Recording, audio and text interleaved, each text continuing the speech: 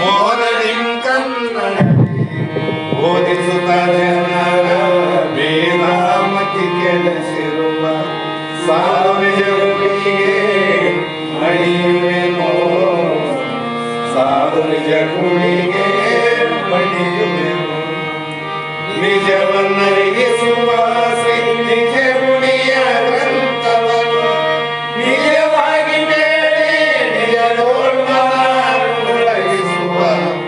ಸುಜನರಿಗೆ ನಿತ್ಯ ನಮಿಸುವೆನೋ ಸುಜನರಿಗೆ ನಿತ್ಯ ನಮಿಸುವೆನೋ ಅದ ಜೀವೈಗೆಲ್ಲ ಅದ್ವೈತ ಬೋಧಾಗಿ ಸುಖರನ್ನಾಗಿ ಗೈದ ಶ್ರೀ ಜಗಸಿದ್ಧ ಸಿದ್ಧರುಳರಿಗೆ ನಂದನನ್ನೇ ಸಿದ್ಧರುಳರಿಗೆ ನಂದನನ್ನೇ ಬಾಳ ಬಲ ವೇದಾಂತಕ್ಕೆ ಸರಿ ಬಾಳ ಗಜ್ಜನೆ ಕೇಳುವ ತನಕ ಬಾಳ ಕೂಗುತ್ತಲಿರುವವೇ ಶಾಂತ ಎಂಬುವ ಮರಿಗಳು ಬಾಳ ಶಕ್ತಿಯ ಸಿಂಹ ಗರ್ಜನೆ ಬಾಳ ಕೇಳಿದ ಬಳಿಕ ಕೂಗವು ಬಾಳ ಕೇಳಲು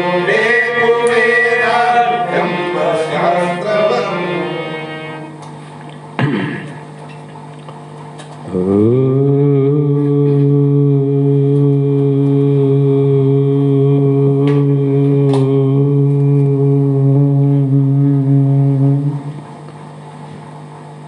ಧ್ಯಾನಮೂಲೋ ಗುರುಮೂರ್ತಿ ಪೂಜಮೂಲೋ ಗುರುರ್ಪಾದಂ ಮಂತ್ರಮೂಲೋ ಗುರುರ್ವಾಕ್ಯಂ ಮುಕ್ತಿಮೂಲೋ ಗುರುಕೃಪಃ ಜಗದಾದಿ ಜಗದ್ಗುರು ಅದ್ವೈತ ಸಾರ್ವಭೌಮ ಸದ್ಗುರು ಸಿದ್ಧಾರೂಢ ಮಹಾಸ್ವಾಮಿಗಳ ಶ್ರೀಪಾದ ಪದ್ಮಗಳಿಗೂ ಶ್ರೋತ್ರಿಯ ಬ್ರಹ್ಮನಿಷ್ಠರು ಸದ್ಗುರುಗಳು ಆರೂಢ ಜ್ಯೋತಿ ಶಿವಪುತ್ರ ಮಹಾಸ್ವಾಮಿಗಳ ಶ್ರೀಪಾದಗಳಿಗೂ ಬ್ರಹ್ಮಲೀನ ಸದ್ಗುರು ಬಸವಾನಂದ ಮಹಾಸ್ವಾಮಿಗಳ ಶ್ರೀ ಚರಣಗಳಿಗೂ ಅನಂತ ದೀರ್ಘ ದಂಡ ಪ್ರಣಾಮಗಳನ್ನು ಸಮರ್ಪಿಸುತ್ತ ಸದ್ಗುರು ಸಿದ್ಧಲಿಂಗಪ್ಪ ತಾತ ಕಪಗಲ್ ಇವರನ್ನು ಮನದೋಳು ಪೂಜಿಸುತ್ತ ತಮ್ಮೆಲ್ಲರಿಗೂ ವಂದಿಸುತ್ತ ನಿನ್ನೆ ದಿನ 34ನೇ ಶ್ಲೋಕದಲ್ಲಿ ಶ್ರೀಕೃಷ್ಣ ಅರ್ಜುನನಿಗೆ ಈ ಮನಸ್ಸು ಬಹು ಚಂಚಲ ಸ್ವಭಾವವುಳ್ಳದ್ದು ಮತ್ತು ಬಹಳ ದೃಢಶಾಲಿಯಾಗಿರುವುದು ಬಲಶಾಲಿಯಾಗಿದ್ದು ಆದ್ದರಿಂದ ಅದನ್ನು ವಶದಲ್ಲಿ ಇಟ್ಟುಕೊಳ್ಳುವುದು ವಾಯುವನ್ನು ಗಂಟನ್ನು ಕಟ್ಟಿ ತಲೆ ಮೇಲೆ ಇಟ್ಟುಕೊಳ್ಳುವ ಮೂರ್ಖ ಪ್ರಯತ್ನ ಅಂತ ಹೇಳಿದರು. ಗಾಳಿ ಗಂಟು ಕಟ್ಟಕ್ಕೆ ಬರಂಗಿಲ್ಲ, ನಿರಾಕಾರ ಆಕಾರದ್ರೆ ಗಂಟು ಕಟ್ಟಬಹುದು. ಇದನ್ನೇ ಅಸಾಧ್ಯವಾದರೂ ಕೂಡ ಹೇ ಅರ್ಜುನ, ಸಾಧನೆಗಳಿಂದ ಆ ಮನಸ್ಸು ಎಷ್ಟೇ ಬಲಶಾಲಿಯಾಗಿದ್ದರೂ ಕೂಡ ನಿಗ್ರಹವನ್ನು ಮಾಡಿಕೊಳ್ಳಲಿಕ್ಕೆ ಸಾಧ್ಯವಿದೆ ಅಂತ ಅಭಯವನ್ನು ಕೊಡುತ್ತಾರೆ ಭಗವಂತನು ಶ್ರೀಕೃಷ್ಣನಿಗೆ. ಅದು ವಿವೇಕ ಮತ್ತು ವೈರಾಗ್ಯದಿಂದ ಮಾತ್ರ ಸಾಧ್ಯ. ಹಾಗಾಗಿ ಆ ಒಂದು ಮನಸ್ಸು ಯಾವಾಗ ಇಲ್ಲಿವರೆಗೆ ಹೋಗ್ತದ ಅಂತ ಹೇಳಿದ್ರೆ ಅದು ತನ್ನ ಮೂಲ ಸ್ವರೂಪದಂತೆ ಆಕಾರ ಆದಾಗ ಅದಕ್ಕೆ ಇನ್ನೊಂದು ಕಡೆ ಹೋಗಲಿಕ್ಕೆ ಅವಕಾಶವಿಲ್ಲ. ಯಾಕಂದ್ರೆ ಪರಿಪೂರ್ಣವಾದ ವಸ್ತುವಿನಲ್ಲಿ ಮತ್ತೊಂದು ವಸ್ತು ಸೇರಿದಾಗ ಅದು ಪರಿಪೂರ್ಣನೇ ಆಗ್ತದೆ. ಅದು ಎಲ್ಲೆಲ್ಲಿ ಹೋಗ್ತದ ಅಲ್ಲೆಲ್ಲಿ ತಾನೇ ಕಾಣ್ತದ, ಇನ್ನೊಂದು ಕಾಣಂಗಿಲ್ಲ ಅಂದ್ರೆ ಅದು ಚಂಚಲ ಯಾಕೆ ಆಗ್ತದಂತ. ಚಂಚಲ ಹೇಗಾಗ್ತದೆ? ಅದಕ್ಕೆ ಒಂದು ಸಲ ಇದು ಸತ್ಸಂಗ ಸಾಧನೆಗಳಿಂದ, ವಿವೇಕ ವೈರಾಗ್ಯಗಳಿಂದ, ಶಾಸ್ತ್ರೀಯ ಉಪಾಯಗಳಿಂದ ಬ್ರಹ್ಮಾಕಾರವನ್ನು ವಶ ಮಾಡಿಕೊಳ್ಳಬೇಕು ವಿನಃ ಅದು ಮಿತಿಮೀರಿ ಸ್ವೇಚ್ಛೆಯಾಗಿ ವಿಷಯ ಅರಣ್ಯದಲ್ಲಿ ಸಂಚರಿಸಲಾರದು ಅಂತ. ಅದಕ್ಕಾಗಿ ಮಹಾತ್ಮರಿಗೆ ಯಾವಾಗಲೂ ಹೇಳಿದರು, ಎಲ್ಲಿ ಊಟಕ್ಕೆ ವಿಷಯಕ್ಕೆ ಮುರುಗುತಿಪ್ಪ ಆತಂಗೆ ಕೂಟ ಒಪ್ಪದೆ ಶೋಪದವು ಅಂತ ಹೇಳಿದರು. ಹಾಗಾಗಿ ಅಖಂಡೇಶ್ವರರು ಕೂಡ ಒಂದು ವಚನದಲ್ಲಿ ಏನು ಹೇಳ್ತಾರಂದ್ರೆ, ನೀನು ಮನಸ್ಸು ಏನು ಆದಲ್ಲ ಅದು ವಿಶ್ವದೊಳಗೆ ನೀನೇ ದೇವ ನೋಡಂದ್ರು. ವಿಶ್ವ ಅಂದ್ರೆ ಜಗತ್ತಿನ ತುಂಬ ನೀನೇ ದೇವ, ವಿಶ್ವ ಭರಿತನು ನೀನೇ ದೇವ. ನೀನಿದ್ದು ಹೇಗಿದ್ದೆ ಅಂದ್ರೆ ಒಂದು ದೇಶ ಇದ್ದಂಗ ದೇಶ ತುಂಬ ಇದ್ದು ಇನ್ನೊಂದು ದೇಶದಲ್ಲಿ ಇಲ್ಲ ಅಂತ ಅರ್ಥ ಅಲ್ಲ. ವಿಶ್ವಭರಿತ ಅಂದ್ರೆ ಜಗತ್ತು ತುಂಬೆಲ್ಲ ನೀನೇ, ವಿಶ್ವರೂಪನೂ ನೀನೇ ದೇವ, ವಿಶ್ವಪತಿ ನೀನೇ ದೇವ, ವಿಶ್ವ ಅತೀತನು ನೀನೇ ದೇವ ಅಂತ ಅಖಂಡೇಶ್ವರ ವಚನದಲ್ಲಿ ಕೂಡ ಈ ಪ್ರಶ್ನೆಯನ್ನು ಹೇಳ್ಯಾರ. ಒಂದ್ಸಲ ಶ್ರೀರಾಮತೀರ್ಥರು ಸನ್ಯಾಸವನ್ನ ತೆಗೆದುಕೊಂಡು ತಮ್ಮ ಮೂಲ ಗೃಹಸ್ಥಾಶ್ರಮವನ್ನು ಬಿಟ್ಟು ಹೋಗಿದ್ರು. ಎಷ್ಟೋ ದಿನಗಳಾದ ಮೇಲೆ ಸಂಚಾರ ಮಾಡುವಾಗ ರಾಮತೀರ್ಥರ ಆಪ್ತರೊಬ್ಬರು ಭೇಟಿಯಾದರು. ಆವಾಗ ಅವ್ರು ಕೇಳಿದರು, ಸನ್ಯಾಸ ಆಶ್ರಮವನ್ನು ಸ್ವೀಕಾರ ಮಾಡುವುದಕ್ಕಿಂತ ಪೂರ್ವ ಆಶ್ರಮದಲ್ಲಿ ಗೃಹಸ್ಥರಾಗಿದ್ರಿ. ಆವಾಗ ನಿಮಗೆ ಅತ್ಯಂತ ಪ್ರೀತಿ ಇರುವಂತ ನಿಮ್ಮ ಧರ್ಮಪತ್ನಿ ಇದ್ಲಲ್ಲ ಜೊತೆಗೆ, ಆಕೆಯ ನೆನಪು ಈಗ ನಿಮಗೆ ಆಗ್ತದೋ ಇಲ್ಲೋ ಅಂತ ಕೇಳಿದ್ರು. ಆವಾಗ ರಾಮತೀರ್ಥರು ಅವರಿಗೆ ಹೇಳಿದರು, ನೋಡು, ನನ್ನ ಧರ್ಮಪತ್ನಿ ಕೂಡ ಆಕೆಯು ಕೂಡ ನನ್ನ ಸ್ವರೂಪವೇ ಅಂತ ತಿಳಿದುಕೊಂಡಾಗ, ನನ್ನ ಸ್ವರೂಪವೇ ಆದಾಗ ಆಕೆಯ ನೆನಪು ಬರುವುದು ಹೇಗೆ ಅಂತ ಕೇಳಿದ್ರು ಅವರು. ಅವಳು ನಾನು, ನಾನೇ ಅವಳು.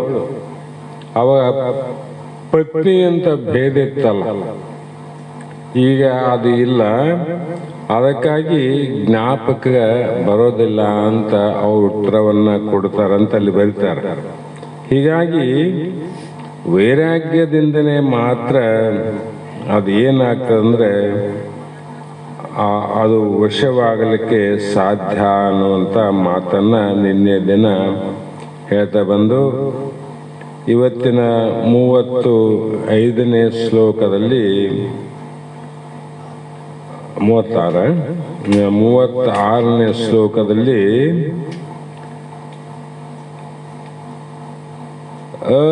ಅಸಂಶಯಾತ್ಮನ ಯೋಗ ದುಷ್ಟಪ್ರಭ ಇತಿ ಮೇ ಮತಿ ವಶ್ಯ ಆತ್ಮನ ತು ಯತತಾ ಶಕ್ಯ ಅವಾಪ್ತುಂ ಉಪಾಯತ ಅಂತ ಈ ಶ್ಲೋಕದಲ್ಲಿ ಮನಸ್ಸಿನ ಬಗ್ಗೆ ಇಷ್ಟು ಯಾಕೆ ಹೇಳ್ತೀವಿ ಅಂದರೆ, ಮನಸ್ಸು ನಿಗ್ರಹ ಇಲ್ಲದವನಿಗೆ ಯೋಗ ಸಿದ್ಧಿಸುವುದು ಬಹಳ ಕಠಿಣವಾದ ಮಾತು ಅಂದ್ರು.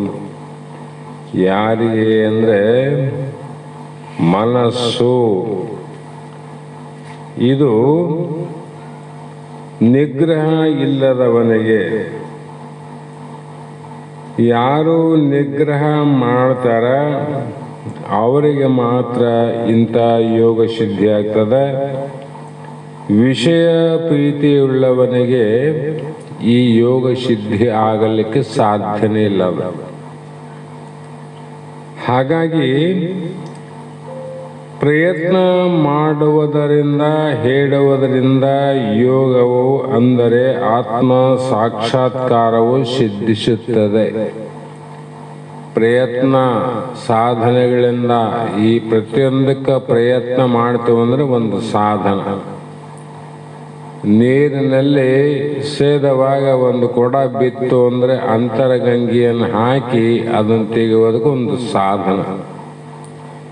ಅದರಂತೆ ಈ ಮನಸ್ಸು ಸಾಧನೆ ಮಾಡಿಕೊಳ್ಳಬೇಕಾಗಿತ್ತು ಅಂದರೆ ಅದಕ್ಕೇನು ಬೇಕಪ್ಪ ಉಪಕರಣ ಅಂದರೆ ಸತತ ಅಂದರೆ ಸದಾ ಕಾಲ ಆತ್ಮಜ್ಞಾನದ ಚಿಂತನೆ ಬೇಕು. ಆತ್ಮಜ್ಞಾನದ ಶ್ರವಣ ಇಲ್ಲ, ಅದು ನಮಗೆ ಸಿಗೋದು ವಶವಾಗುವುದು ಅಸಾಧ್ಯವಾದ ಮಾತು ಅಂತ. ಹಾಗಾಗಿ ಪ್ರಯತ್ನಶೀಲನು ಏನನ್ನಾದರೂ ಮಾಡಿ ಈ ಸಿದ್ಧಿಯನ್ನು ಮಾಡಿಕೊಳ್ಳೋ ಅಂದ್ರವರು. ಮನಸ್ಸ ಸಿದ್ಧಿಯನ್ನು ಮಾಡಿಕೋ, ಬೇರೆ ಬೇರೆ ಸಿದ್ಧಿಯನ್ನು ಮಾಡಬೇಕಂತ ಬಹಳ ಮಂದಿ ಪ್ರಯತ್ನ ಮಾಡ್ತೀವಲ್ಲ, ಅದಲ್ಲ. ಮನಸ್ಸನ್ನು ಸಿದ್ಧಿ ಮಾಡಿಕೊಳ್ಳಬಲ್ಲನು, ಅವನಿಗೆ ಎಲ್ಲವೂ ಸಾಧ್ಯ ಅಂದರು. ಮನಸ್ಸು ಯಾವಾಗ ನಮ್ಮಂತೆ ವಶವಾಯಿತು ಅಂದರೆ ಅದರಿಂದ ನೀನು ಏನು ಮಾಡಬಹುದು ಅಂದರೆ ಪರಮಾತ್ಮನನ್ನೇ ಕಾಣಬಹುದು, ಬ್ರಹ್ಮನನ್ನೇ ಕಾಣಬಹುದು, ಬ್ರಹ್ಮನೇ ನೀನಾಗಬಹುದು. ಆಗ್ತವೋ ಇಲ್ಲೋ? ಮನಸ್ಸಿನಿಂದನೇ ಬ್ರಹ್ಮ ಆಗೋದು. ಅದು ಬ್ರಹ್ಮ ಆದ ಮೇಲೆ ಮನಸ್ಸು ಅನ್ನುವುದು ಮತ್ತೊಂದು ಬೇರೆ ಇಲ್ಲವೇ ಇಲ್ಲ. ನೋಡು, ಬ್ರಹ್ಮಾಕಾರದಾಗ ಎಲ್ಲಿರ್ತದೆ? ವಿಷಯಾಕಾರವಾದಾಗ ಮನಸ್ಸಾಗ್ತದ, ಬ್ರಹ್ಮಾಕಾರ ಆದಾಗ ಬ್ರಹ್ಮ ಆಗ್ತದ. ಹಾಗಾಗಿ ಪರಮಾರ್ಥ ರಂಗದ ಕಡೆಗೆ ಅವನ ಮನಸ್ಸು ತಿರುಗಲಾರದು. ಯಾರಿಗೆ? ಅವನಿಗೆ ಈ ಕಡೆ ಬರೋಂಗಿಲ್ಲ. ವಿಷಯದ ರಂಗದಾಟದಲ್ಲಿ ಹೋಗ್ತದ, ಈ ಒಂದು ಪಾರಮಾರ್ಥ ರಂಗದಲ್ಲಿ ಬರಲಿಕ್ಕೆ ಸಾಧ್ಯ ಇಲ್ಲ. ಹಿಂದಿನ ಕಾಲಕ್ಕೆ ಬಯಲಾಟ ಆಡ್ತಿದ್ರು. ಮೊನ್ನೆ ನಮ್ಮ ರಾಮ ಕೂಡ ಆಡನಿಲ್ಲಿ. ಕೆಲವು ಪಾತ್ರಗಳನ್ನು ಕೊಡಬೇಕಾದ್ರೆ ಅವ್ರ ಮಾಸ್ತರ್ ನೋಡಿಕೊಡ್ತಾರೆ. ಈ ಭೀಮನ ಪಾತ್ರಕ್ಕೆ ನೀವು ಸಲ್ತಿದ್ದಂದ್ರೆ ನಿನಗೆ ಭೀಮನ ಪಾತ್ರ ಕೊಡ್ತಾರೆ, ಎಲ್ಲರೂ ಕೊಡ್ತಾರೆ. ಅದರಂತೆ ಇಲ್ಲಿ ಕೂಡ ಜನ್ಮ ಜನ್ಮಾಂತರಗಳಿಂದ ಜೀವನನ್ನು ಬೆನ್ನು ಹತ್ತಿ ಕಾಡುತ್ತಿರುವ ದುಷ್ಟ ವಾಸನೆಗಳನ್ನು ನಿರ್ಮೂಲ ಮಾಡುವ ಪ್ರಬಲವಾದ ಪುರುಷ ಪ್ರಯತ್ನವು ಅತಿ ಅಗತ್ಯ. ಪ್ರಬಲತೆ ಬೇಕಂದ್ರು ಅವನಿಗೆ ಸಾಧ್ಯ. ಅವನೇನು ಮಾಡ್ತಾನಂದ್ರೆ ಉಪಾಯತಃ ಸದಾಕಾಲ ಪ್ರಬಲವಾದ ಪುರುಷ ಅಜ್ಞಾನವನ್ನು ದೂರ ಮಾಡಿ ಜ್ಞಾನವನ್ನು ಪಡೆದುಕೊಳ್ಳುವ ಯುಕ್ತಿಯು ಅತ್ಯ ಅವಶ್ಯಕವಾದದ್ದು. ಅವನ ಜ್ಞಾನ ನನಗೆ ಹೇಗಾದರೂ ಆದೀತು, ಯಾವ ಉಪಾಯದಿಂದ ಇದನ್ನು ಪಡೆದುಕೊಳ್ಳಬಹುದು ಅನ್ನುವಂಥ ವಿಚಾರವನ್ನೇ ಚಿಂತನೆ ಮಾಡ್ತದ ಮನಸ್ಸು. ಮೊದಲು ವಿಷಯಗಳನ್ನು ಚಿಂತನೆ ಮಾಡ್ತಿತ್ತು, ಈಗ ವಿಚಾರವನ್ನು ಚಿಂತನೆ ಮಾಡ್ತಾರೆ. ಅಂದಾಗ ಇಲ್ಲಿ ಕೆಲವು ಪ್ರಸಂಗದಲ್ಲಿ ಉಪಾಯಗಳು ಯಾಕೆ ಬೇಕು ಅಂದರೆ ಮಹಾತ್ಮರೇ ಹೇಳ್ತಾರ, ಶಕ್ತಿಗಿಂತ ಯುಕ್ತಿಯೇ ಮೇಲು ಅಂತ. ನಾವು ಎಷ್ಟೇ ಬಲಶಾಲಿಯಾಗಿದ್ರೂ ಕೂಡ ಯುಕ್ತಿಗಳೇ ಮೇಲು ಅಂದ್ರೆ ಶಕ್ತಿಗಿಂತ ಯುಕ್ತಿನೇ ಹೆಚ್ಚು ಕೆಲಸ ಮಾಡ್ತಾವ. ಸಾಧ್ಯ ಇಲ್ಲ. ಒಂದು ಸಲ ಜಾತ್ರೆಯಲ್ಲಿ ಜಟ್ಟಿಗಳ ನಡುವೆ ಕಾಳಗ ನಡೆದಿತ್ತು. ಜಟ್ಟಿಗಳು ಅಂದ್ರೆ ಹೆಂಗಿರ್ತಾರೆ ಅವರು, ಗರಡಿ ಮನೆಯಲ್ಲಿ ಕಲಿತು ಅವರು ಬಹಳಷ್ಟು ತಮ್ಮ ಉಪಾಯಗಳಿಂದ ಕೆಲವು ವಿಷಯಾದಿಗಳಿಂದ ದೂರ ಇದ್ದು ದೇಹದ ದಾರಿಢ್ಯವನ್ನು ಬಲಿಸಿಕೊಂಡು ಮಲ್ಲಯುದ್ಧ ಮಾಡಕ್ಕೆ ಬರ್ತಾರೆ. ಅಂತಹ ಸಂದರ್ಭದಲ್ಲಿ ಎದುರಾಳಿ ಒಬ್ಬನು ಬೇಕಲ್ಲ. ಆವಾಗ ಇನ್ನೊಬ್ಬ ಜಟ್ಟಿ ಏನು ಮಾಡಿದ, ಸಣ್ಣ ಬಹಳ ತೆಳ್ಳ ಇರುವಂತ ನಿಶಕ್ತನಾದಂಥ ಒಬ್ಬ ವ್ಯಕ್ತಿಯನ್ನ ಅವನ ಮುಂದೆ ನಿಂದಿಸಿದರು. ಜನ ಸಾವಿರಗಟ್ಟಲೆ ಸುತ್ತರುವುದು ನೋಡಕ್ ನಿಂತಾರ. ಎಂಥ ಜಟ್ಟಿಗಳು ಬರ್ತಾರ, ಎಂತೆಂಥ ಬಲಶಾಲಿಗಳಲ್ಲಿ ಯಾರು ಗೆದಿಬಹುದು, ಯಾರು ಸೋಲಬಹುದು. ಯಾಕೆ ಸಮಬಲ ಇರ್ತಾರ, ಅವರು ಶಕ್ತಿಯಿಂದ ಸಮಬಲನ ಇರ್ತಾರೆ. ಅಂತಹ ಸಮಯದಲ್ಲಿ ಇವನು ಶಕ್ತಿಯಿಂದ ಕೂಡಿದಂಥ ಒಬ್ಬನು, ನಿಶಕ್ತನಾದ ವ್ಯಕ್ತಿ ಇನ್ನೊಬ್ಬನು. ನೋಡಿ ಜನಗಳು ಇನ್ನೂ ಶುರುವಾಗಿಲ್ಲ, ನಗಲಿಕ್ಕೆ ಶುರು ಮಾಡಿದರು.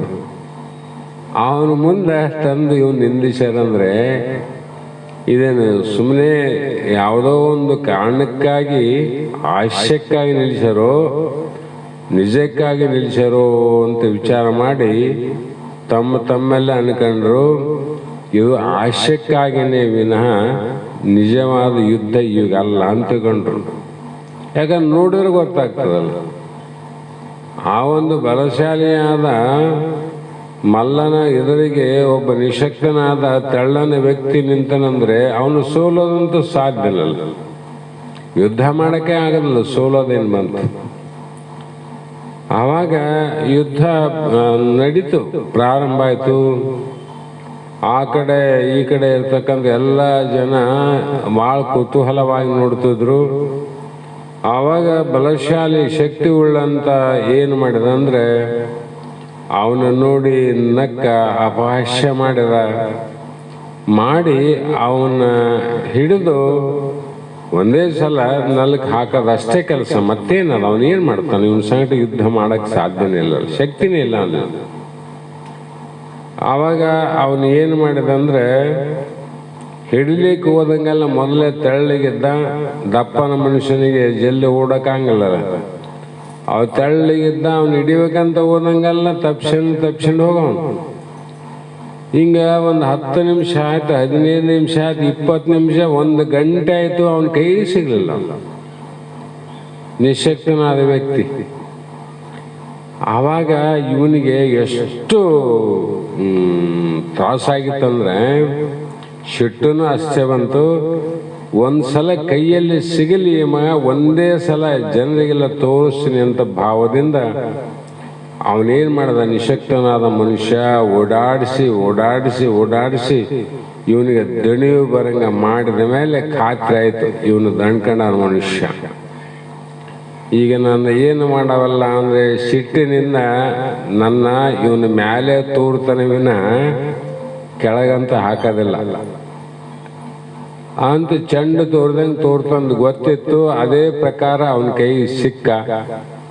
ಅವನೇನ್ ಮಾಡ್ದ, ತನ್ನ ಇದ್ದೆಲ್ಲ ಶಕ್ತಿ ಬಹಳ ಸಿಟ್ಟು ಬಂದಿತ್ತಲ್ಲ, ಯಾಕಂದ್ರೆ ಇಷ್ಟು ದಣಿಸಿದ್ನಲ್ಲ ಅವನು ಯಥಾರ್ಥವಾಗಿ.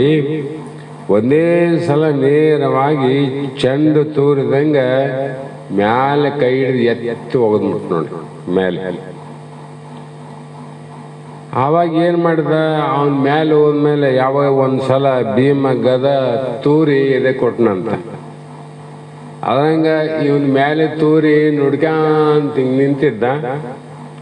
ಸೀದಾ ಕೆಳಗೆ ಹಿಡಿದು 2 ಕಾಲಿಂದ ಪೆಕ್ಕನೆ ಎದೆ ಮೇಲೆ ಕಾಲಿಟ್ಟ. ಇವನೇ ಕೆಳಗೆ ಬಿದ್ದಿವಿನ ಅವನೇ ಜಯಶಾಲಿ ಅನ್ನೋರು. ಇಲ್ಲಿ ಶಕ್ತಿ ಕೆಲಸ ಮಾಡಿತು, ಯುಕ್ತಿ ಕೆಲಸ ಮಾಡಿತು. ಯುಕ್ತಿ ಕೆಲಸ ಮಾಡ್ತಲ್ಲ, ಅದರಂತೆ ಪಾರಮಾರ್ಥದಲ್ಲಿ ಕೂಡ ಕೆಲವೊಂದು ಪ್ರಸಂಗದಲ್ಲಿ ಶಕ್ತಿ ಕೆಲಸ ಮಾಡಿದ್ರು ಕೂಡ ಅದಕ್ಕಿಂತ ಹೆಚ್ಚಿಂದ ಯಾವುದು ಅಂದ್ರೆ ಯುಕ್ತಿಗಳೇ. ಅದಕ್ಕೆ ಶಾಸ್ತ್ರಗಳಲ್ಲಿ ಬಹಳಷ್ಟು ಯುಕ್ತಿಗಳನ್ನ ಉಪಾಯಗಳನ್ನ ಯಾಕೆ ಹೇಳ್ತಾರ ಮಹಾತ್ಮರು ಅಂದ್ರೆ ಅವು ಶಕ್ತಿ ವಾಕ್ಯವಲ್ಲ, ಯುಕ್ತಿಯ ವಾಕ್ಯಗಳು. ಅವು ಬಹಳ ಕೆಲಸ ಕೊಡ್ತಾವ. ಬಹಳ ಉಪಾಯಕ್ಕೆ ತಂದು ಕೊಡ್ತಾವ. ಅದಕ್ಕಾಗಿ ನಮ್ಮಲ್ಲಿ ದೃಷ್ಟಾಂತ ಅಂತ ಕರಿತೀವಿ ನಾವು. ಹೀಗೆ ಇಲ್ಲಿ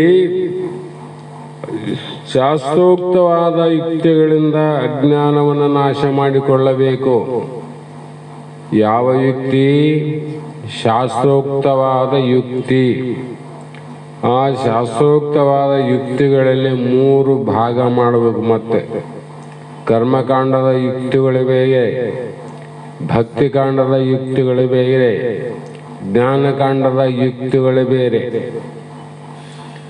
ಈ ಪ್ರಕಾರ ಅಜ್ಞಾನವನ್ನು ನಾಶ ಮಾಡಬೇಕಾಗಿತ್ತು ಅಂದರೆ ಜ್ಞಾನಕಾಂಡದ ಯುಕ್ತಿಗಳನ್ನೇ ಆತ ಅಭ್ಯಾಸ ಮಾಡಬೇಕು. ಅದರಿಂದ ಭಗವತ್ ಸಾಕ್ಷಾತ್ಕಾರಕ್ಕೆ ನೇರವಾದ ಯಾವ ಅಡ್ಡದಾರಿಲ್ಲ, ಸೀದಾ ಜ್ಞಾನ ಮಾರ್ಗಕ್ಕೆ ಹೋಗ್ತಾನವನು. ಬೇರೆ ಮಾರ್ಗಗಳು ಬಿಡ್ತಾನ, ಜ್ಞಾನ ಮಾರ್ಗಕ್ಕೆ ಹೋಗ್ತಾನ. ಅದರಂತೆ ಮೇಮತಿ ಎನ್ನುವ ಒಂದು ಶಬ್ದಕ್ಕೆ ಇಲ್ಲಿ ಮಹಾತ್ಮರು ನಿಶ್ಚಯ ಅಂತ ಅರ್ಥ. ಮನಸ್ಸು ಬ್ರಹ್ಮಾಕಾರವಾಗದೆ ದೈವ ಸಾಕ್ಷಾತ್ಕಾರವು ಸಾಧ್ಯವಾಗಲಾರದು.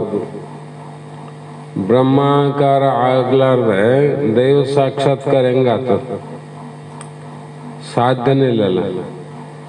ಹಾಗಾಗಿ ಬ್ರಹ್ಮ ಆಕಾರವಾದ ಮನುಷ್ಯನಿಗೆ ಅದು ಸಾಧ್ಯವೆಂದು ಗೀತಾ ಆಚಾರ್ಯರ ನಿಶ್ಚಯವಾದ ಅಭಿಪ್ರಾಯ ಆದುದರಿಂದ ಆ ಕಾರಣದಿಂದ ಯಾವ ಸಂದೇಹವನ್ನು ಮಾಡದೆ ಪ್ರಯತ್ನ ಮಾಡಿ ದೈವ ಸಾಕ್ಷಾತ್ಕಾರವನ್ನು ಪಡ್ಕೊಳ್ಬೇಕಂದ್ರು. ಇದರಿಂದ ಏನು ಪಾಠ ಕಲ್ತಂಗಾಯ್ತು ನಮ್ಗೆ. ಅಭಿಪ್ರಾಯ ಏನು ಅಂದರೆ, ಆತ್ಮಸಿದ್ಧಿಯು ಜನ್ಮಾಂತರದಲ್ಲಿ ಆಗಬೇಕಂದಲ್ಲ. ಇದು ಫಲಸಿದ್ಧಿ ಜನ್ಮಾಂತರದಲ್ಲಿ, ಆತ್ಮಸಿದ್ಧಿ ಪ್ರಯತ್ನಶೀಲನಿಗೆ ಇದೇ ಜನ್ಮದಲ್ಲಿ. ಇದು ಸ್ಪಷ್ಟ ಮಾಡಿಕೋಬೇಕು, ಸಂಶಯ ಹೋಗ್ಬೇಕು. ಕರ್ಮಸಿದ್ಧಿ ಈಗ ಮಾಡಿದ್ರೆ ಈ ಜನ್ಮದಲ್ಲಿ ಮಾಡಿದ್ದು ಮುಂದಿನ ಜನ್ಮದಲ್ಲಿ. ನಾವೆಂಥ ಮೂರ್ಖ ದಾರಿ ನಡೆದು ಅಂದರೆ, ಈಗ ಸದ್ಯದಲ್ಲೇ ಆಗುವಂಥದ್ದನ್ನು ಬಿಟ್ಟು ನಂತರದಲ್ಲಿ ಆಗ್ತದೋ ಬಿಡ್ತದೋ ಶಾಸ್ತ್ರ ಹೇಳ್ತಾವ ಆಗುತ್ತದೆ, ಆ ಪ್ರಕಾರ ಮಾಡಿದ್ರೆ ಆಗ್ತದಿಲ್ಲ ಅಂತಲ್ಲ. ಅದು ಯಾವ ಜನ್ಮದಲ್ಲಿ? ಜನ್ಮಾಂತರದಲ್ಲಿ ಫಲ ಕೊಡ್ತದೆ. ಇದೇ ಜನ್ಮದಲ್ಲಿ ಫಲ ಕೊಡೋದು ಯಾವುದು? ಮೋಕ್ಷ, ಮುಕ್ತಿ. ಅದಕ್ಕೆ ಅದನ್ನ ಸಂದೇಹ ಮುಂದಿನ ಜನ್ಮದಲ್ಲಿ ಜನ್ಮಾಂತರದಲ್ಲಿ ಫಲ ಕೊಡುವುದನ್ನ ಯಾರು ಸಂಶಯ ಮಾಡಿ ನಂಬಿ ಬಿಟ್ಟಿವಿ ನಾವು. ಹೇಳರೂ ಅದೇ ಪ್ರಕಾರ ಹೇಳಾರ, ನಾವು ಕೂಡ ಅದೇ ಪ್ರಕಾರ ನಂಬಿವಿಲ್ಲ. ಇದು ನಮ್ಮ ಆತ್ಮವಂಚನೆ ಇಲ್ಲದೆ ಎಲ್ಲರೂ ನಂಬಿದವ್ರೆ. ಅಪ್ಪನವ್ರು ಹೇಳಾರಪ್ಪ ಮುಂದಾತದ ಮುಂದಿನ ಜನ್ಮಕ್ಕಾದ್ರೆ ಆಗ್ತದಿಲ್ಲ ಅಂತಲ್ಲ. ಈ ಜನ್ಮದಲ್ಲಿ ಆಗುವಂಥದ್ದು ಹೇಳ್ತಾರಲ್ಲ ಮಹಾತ್ಮರು. ಅದಕ್ಕೆ ಅದನ್ನ ಪ್ರಯತ್ನವನ್ನು ಮಾಡಿ ದೈವ ಸಾಕ್ಷಾತ್ಕಾರವನ್ನು ಪಡ್ಕೊಂಡ್ರು.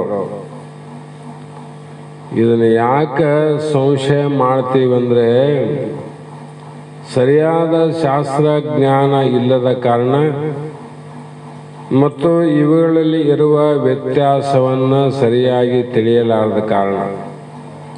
ಕರ್ಮಕ್ಕೆ ಏನು ಫಲ ಅದ, ಯಾವಾಗದ, ಉಪಾಸನೆಗೆ ಏನು ಫಲ ಅದ, ಯಾವಾಗದ, ಜ್ಞಾನ ಸಾಧನೆಗೆ ಏನು ಫಲ ಅದ, ಯಾವಾಗದ ಅಂತ ಗೊತ್ತಿಲ್ಲ. ತಕ್ಷಣ ಆಗೋದಂಥದ್ದು. ಬೆಂಕಿ ಸುಟ್ಟ ಮೇಲೆ ನಾಳೆ ಗಾಯ ಆಗ್ತದೆ ಏನದು? ಇವತ್ತು ಸುಟ್ಟಿದಂದ್ರೆ 3-4 ದಿನದ ಮೇಲೆ ಅದು ನೋವಾಗೋದಿಲ್ಲ. ಯಾವಾಗ ಅದು ಕೈ ಸಮೀಪ ಹೋಗೋದ್ರೊಳಗಾಗಿ ಸುಡ್ತದ, ಸೂಚನೆ ಕೊಡ್ತದ. ಬೆಂಕಿ ಸೂಚನೆ ಕೊಡ್ತದ ನೋಡ್ರಿ. ಆ ಸಮೀಪ ಹೋಗೋದ್ರೊಳಗಾಗಿ ಸೆಕೆ ಬಿಡಿತದ, ಹೌದಿಲ್ಲ?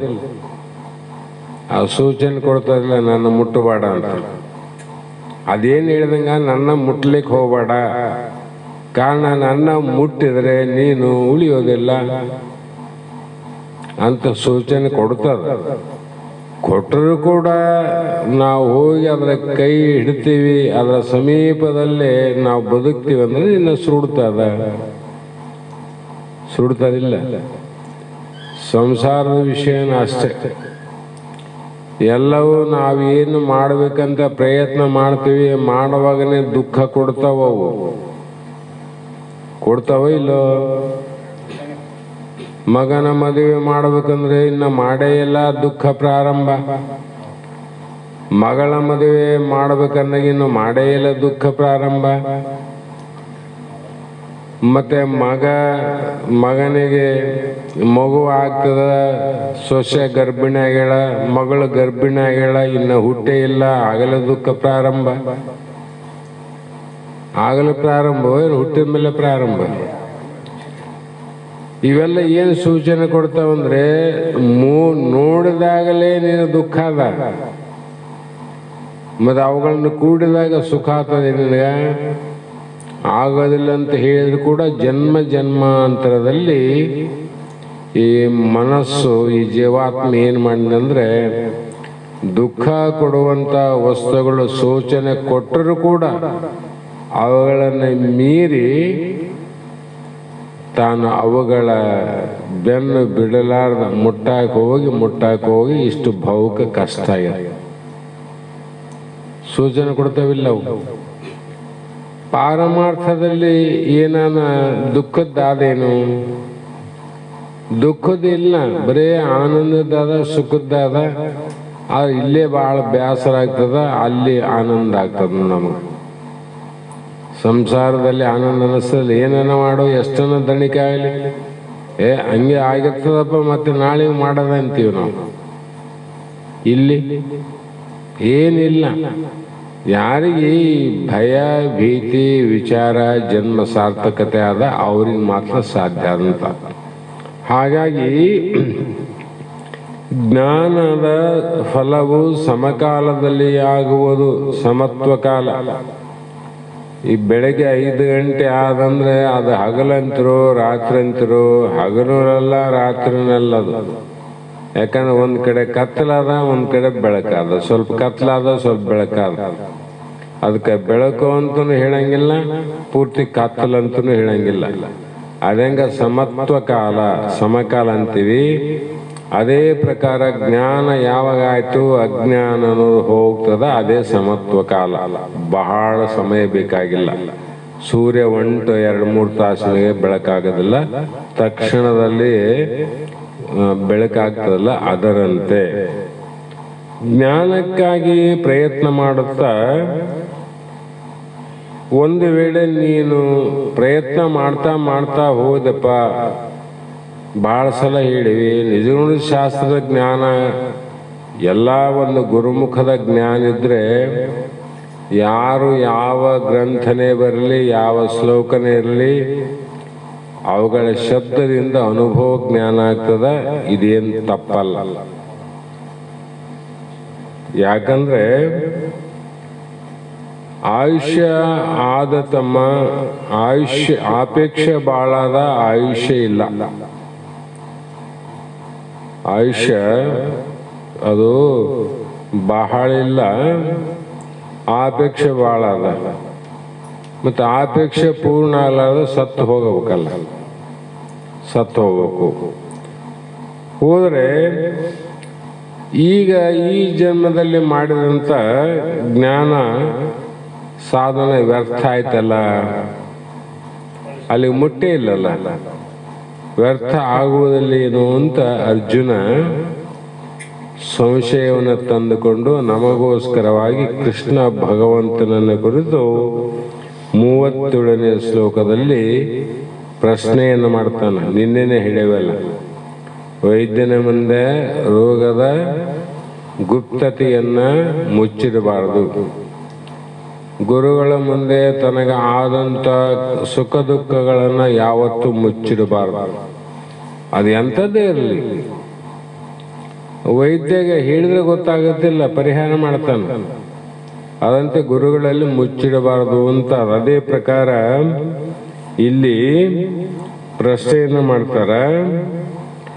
ಅಯತಿ ಶ್ರದ್ಧೆಯ ಉಪೇತ ಯೋಗಾಚರಿತ ಮಾನಸಃ ಅಪ್ರಾಪ್ಯ ಯೋಗ ಸಂಸಿದ್ಧಂ ಕಾಮಗತಿಂ ಕೃಷ್ಣ ಗಚ್ಚತಿ ಅಂತ ಈ ಶ್ಲೋಕದಲ್ಲಿ. ಇದರ ಅರ್ಥ ನೋಡು,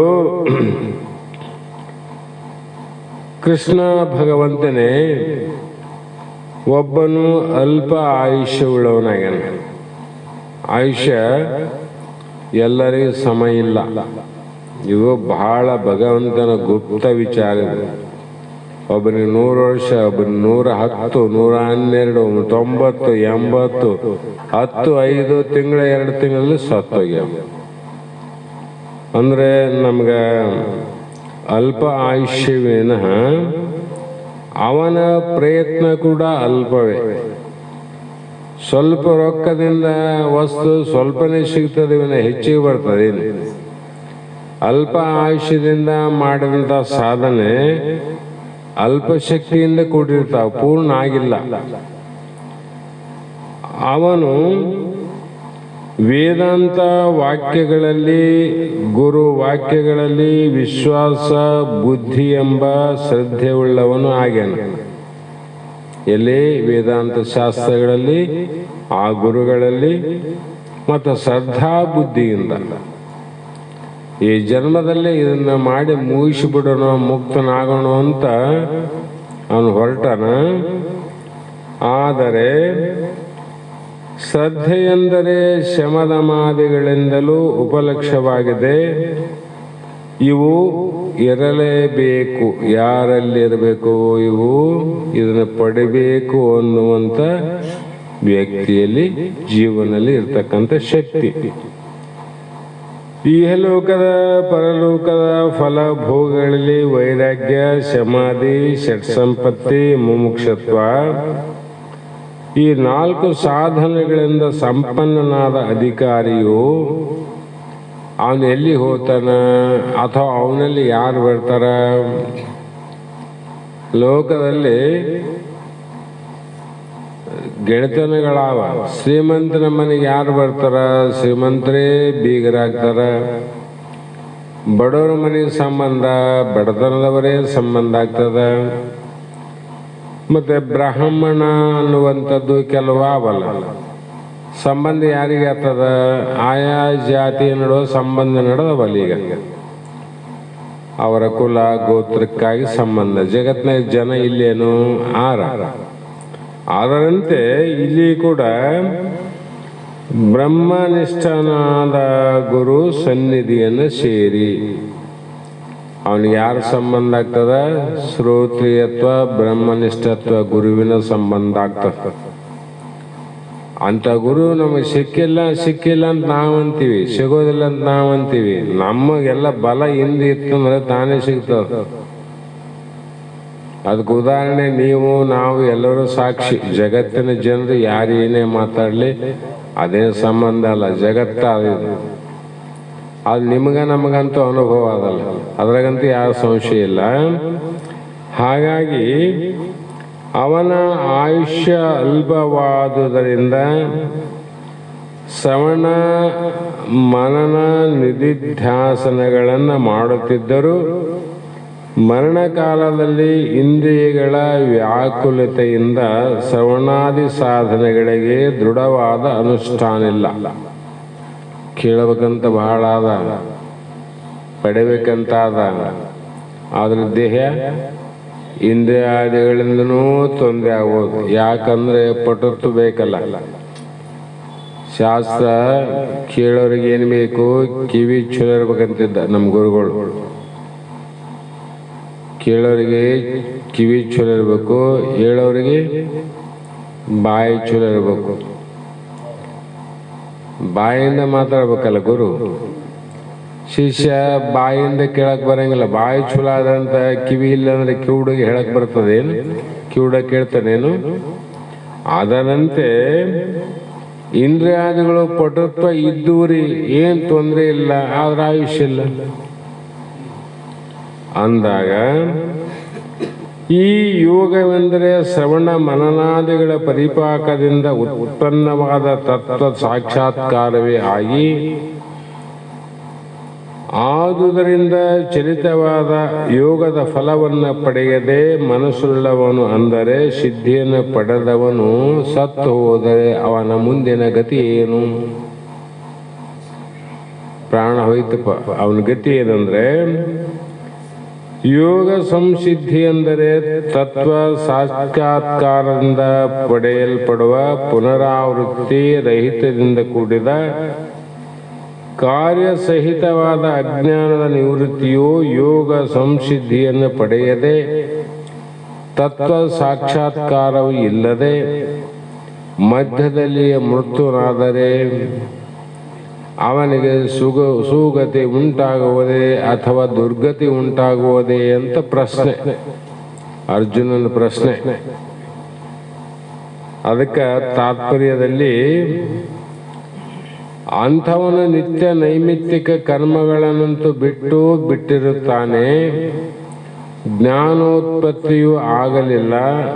ಆದುದರಿಂದ ಅಂಥವನಿಗೆ ಯಾವ ಗತಿ ಉಂಟಾಗುವುದೆಂದು ಸಂದೇಹ ಬರುತ್ತದೆ ಮತ್ತು ಅವನು ಶಾಸ್ತ್ರೋಕ್ತವಾದ ಮೋಕ್ಷಕ್ಕೆ ಸಾಧನಗಳಾದ ಅನುಷ್ಠಾನಗಳನ್ನು ಮಾಡಿರುವುದಲ್ಲದೆ ಶಾಸ್ತ್ರ ನಿಷಿದ್ಧ ಕರ್ಮಗಳನ್ನು ಬಿಟ್ಟಿರುತ್ತಾನೆ.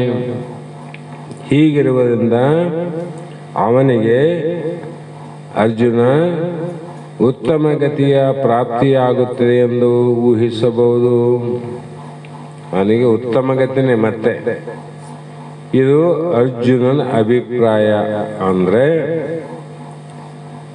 ಮನುಷ್ಯ ಕರ್ಮಗಳನ್ನು ಬಹಳ ಮಾಡಿ ಸಂಸಾರ ಸುಖವನ್ನಾದರೂ ಅನುಭವಿಸಬಹುದು, ಕರ್ಮಗಳನ್ನು ಬಿಟ್ಟು ಜ್ಞಾನವನ್ನು ಪಡೆದು ಆತ್ಮ ಸುಖವನ್ನಾದರೂ ಅನುಭವಿಸಬಹುದು. ಎರಡಾದರೆ ಈಗ ಸಂಸಾರ ಸುಖ ಅನುಭವಿಸಬೇಕಾದ್ರೆ ಕರ್ಮಗಳನ್ನು ಮಾಡಿ ಸಂಸಾರ ಸುಖ ಅನುಭವಿಸಬೇಕು. ಮತ್ತೆ ಜ್ಞಾನದ ಸುಖ ಅನುಭವಿಸಬೇಕಾದ್ರೆ ಕರ್ಮಗಳನ್ನು ಬಿಡಬೇಕು. ಹೌದಿಲ್ಲ? ಅಂದಾಗ ಇವನು ಆ ಕಡೆ ಒಳ್ಳೆ ಕರ್ಮಗಳನ್ನು ಮಾಡಿ ಸಂಸಾರ ಸುಖನೂ ಅನುಭವಿಸಲಿಲ್ಲ. ಯಾಕೆ ಬಿಟ್ಟನಲ್ಲ ಅವನು. ಬಿಟ್ಟ ಮೇಲೆ ಆಯುಷ್ಯ ಇಲ್ಲ, ಆತ್ಮ ಸಾಕ್ಷಾತ್ಕಾರ ಆಗಲಿಲ್ಲ, ಇದರ ಅನುಭವನೂ ಆಗಲಿಲ್ಲ. ಅಂದ್ರೆ ಇವನು ಉಭಯ ಭ್ರಷ್ಟಲ್ಲ. ಈ ಕಡೆ ಸಂಸಾರ ಸುಖನೂ ಪಡಲಿಲ್ಲ, ಜ್ಞಾನ ಸುಖನೂ ಪಡಲಿಲ್ಲ. ಇದನ್ನ ಇಂಥವರ ಗತಿ ಏನು ಭಗವಂತ ಅಂದಾಗ ಈ ಒಂದು ಶ್ಲೋಕದಲ್ಲಿ ಕಚ್ಚಿತ್ ನ ಉಭಯ ವಿಭ್ರಷ್ಟ ಚಿನ್ನ ಭ್ರಮ ಇವ ನಶ್ಯತಿ ಅಪ್ರತಿಷ್ಠ ಮಹಾಭಾವೋ ವಿಮೂಢ ಬ್ರಹ್ಮಣಾಪತಿ ಅಂತ ಅವನ ಗತಿ ಬಗ್ಗೆ ಹೇಳ್ತಾರೆ.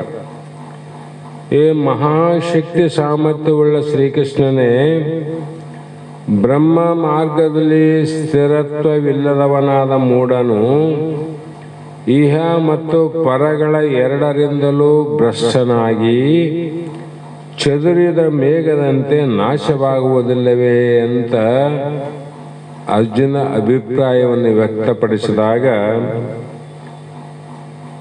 ಇಲ್ಲಿ ಭಗವಂತ ನಿನ್ನನ್ನೇ ಆಶ್ರಯ ಮಾಡಿಕೊಂಡು ನಿನ್ನನ್ನೇ ನಂಬಿ ನಿನ್ನ ಗತಿಯನ್ನೇ ನಾ ಪಡಿಬೇಕಂತ ಸಮಸ್ತ ಭಕ್ತರುಗಳು ಉಪದ್ರವವನ್ನು ನಿವೃತ್ತಿಸುವುದರಲ್ಲಿ ಸಮರ್ಥವಾದ 4 ಭುಜಗುಳ್ಳವನು ಎಂದರ್ಥ. ಅಲ್ಲಿ ಹೇಳರ ನಿಜಗೊಂಡು ಹೇಳಿದ್ದೆ ಧರ್ಮ ಅರ್ಥ ಕಾಮ ಮೋಕ್ಷ. ಈ 4 ಪ್ರಕಾರದ ಪುರುಷಾರ್ಥಗಳನ್ನು ಕೊಡುವುದರಲ್ಲಿ ಪೂರ್ಣ ಸಮರ್ಥನು ಎಂದು ಅರ್ಥ. ಮಹಾಬಲ ಅಂದ್ರೆ 4 ಬಾಹುಗಳುಳ್ಳವನು. ಒಂದು ಧರ್ಮದ ಬಾಹು, ಒಂದು ಅರ್ಥ, ಮೋಕ್ಷ ಅಂತೇನವ, ಇವೇ ಅವನ ಬಾಹುಗಳು.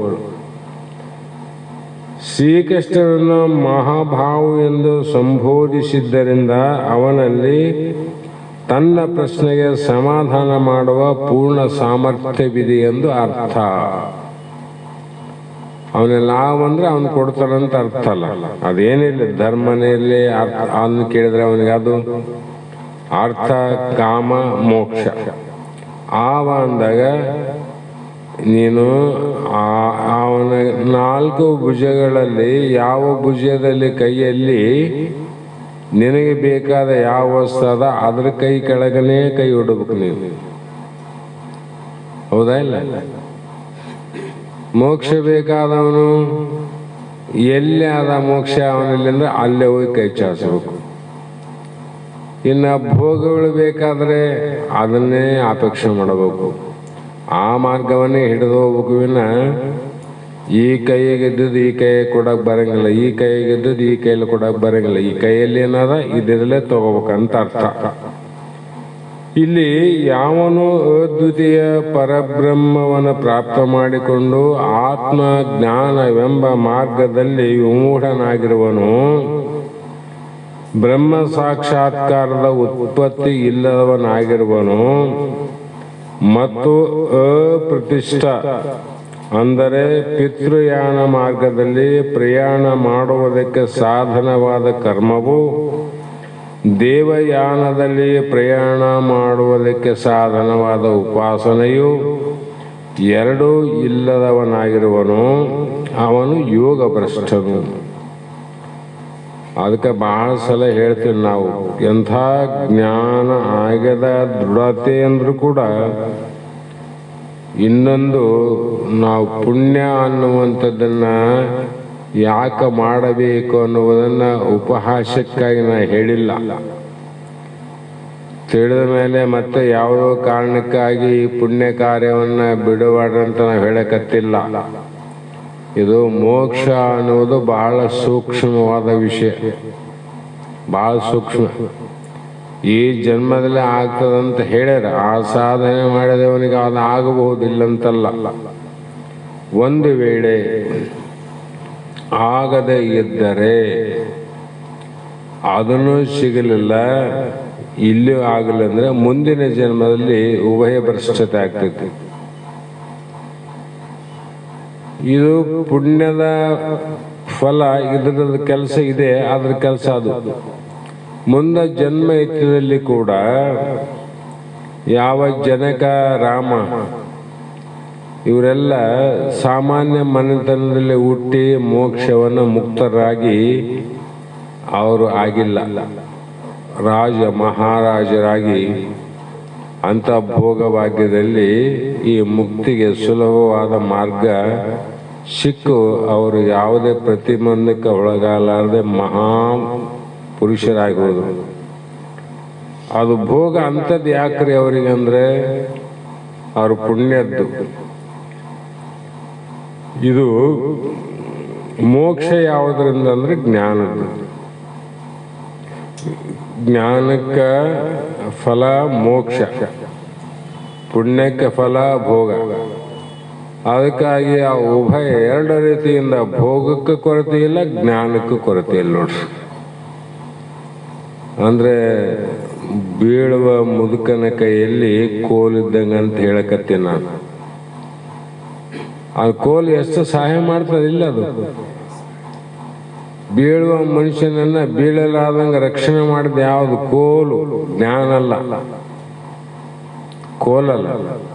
ಅದರಂತೆ ಗಾಳಿಯು ಮೇಘವನ್ನ ಮುಂದೂಡಿದ ಮೇಲೆ ಆ ಮೇಘವು ಇಂದಿನ ಮೇಘಕ್ಕೂ ಮುಂದಿನ ಮೇಘಕ್ಕೂ ಸಂಬಂಧವಿಲ್ಲದೆ ಮಧ್ಯದಲ್ಲಿ ನಾಶವಾಗುವಂತೆ ಯೋಗ ಭ್ರಷ್ಟನು ಸಹ ಇಂದಿನ ಕರ್ಮ ಮಾರ್ಗದಿಂದ ವಿಚ್ಛಿನ್ನನಾಗಿ ಮುಂದಿನ ಜ್ಞಾನ ಮಾರ್ಗವನ್ನು ಪಡೆಯದೆ ಮಧ್ಯದಲ್ಲಿ ನಾಶವಾಗುತ್ತಾನೆಂದು ಹೇಳಬೇಕಾಗುತ್ತದೆ ಭಗವಂತನೇ ಅಂತ ಅರ್ಜುನ ತನ್ನ ಸಂಶಯವನ್ನು ಹೇಳಕತ್ತಾನ. ಇದರಿಂದ ಕಲಿತಕ್ಕಂಥದ್ದೇನು?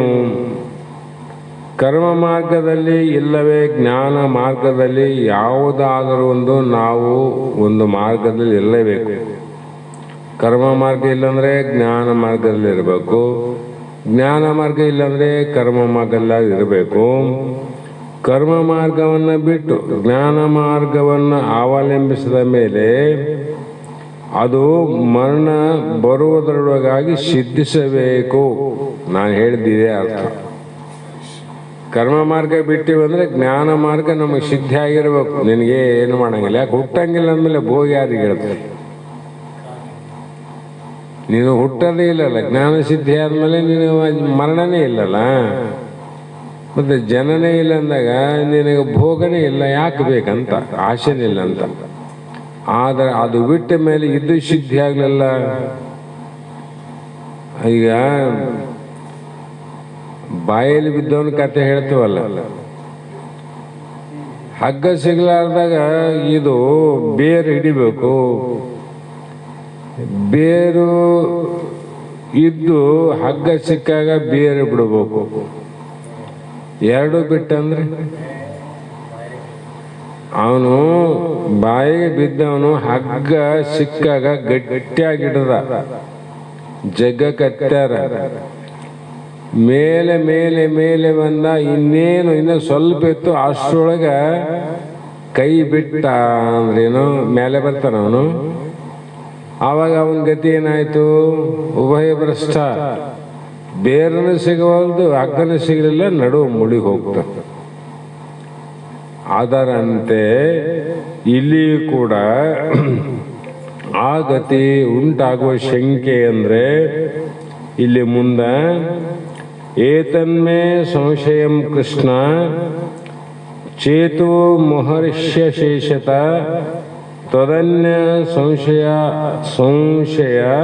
ಸಾಶ್ಯ ಛೇತಾನ್ ನ ಉಪಪದ್ಯತೆ ಅಂತ ಈ 39ನೇ ಶ್ಲೋಕದಲ್ಲಿ ಏನ್ ಹೇಳ್ತಾರಂದ್ರೆ,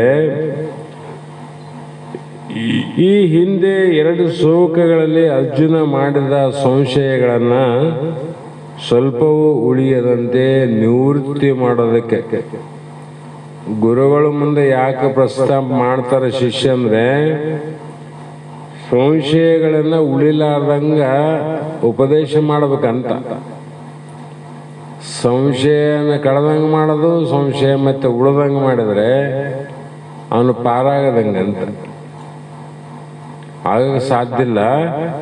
ಆ ಕಾರಣದಿಂದ ಸಂಶಯಕ್ಕೆ ಮೂಲಭೂತವಾದ ಅಧರ್ಮಾದಿಗಳನ್ನು ಉಚ್ಛೇದನ ಮಾಡಿ ಕಾರ್ಯರೂಪವಾದ ಸಂಶಯವನ್ನು ಕಳೆಯುವುದಕ್ಕೆ ಶ್ರೀಕೃಷ್ಣನೇ ಸಮರ್ಥ ಅಂತ ಅರ್ಜುನನಿಗೆ ದೃಢವಾದ ಭಾವ ಇತ್ತು ನೋಡ್ರಿ.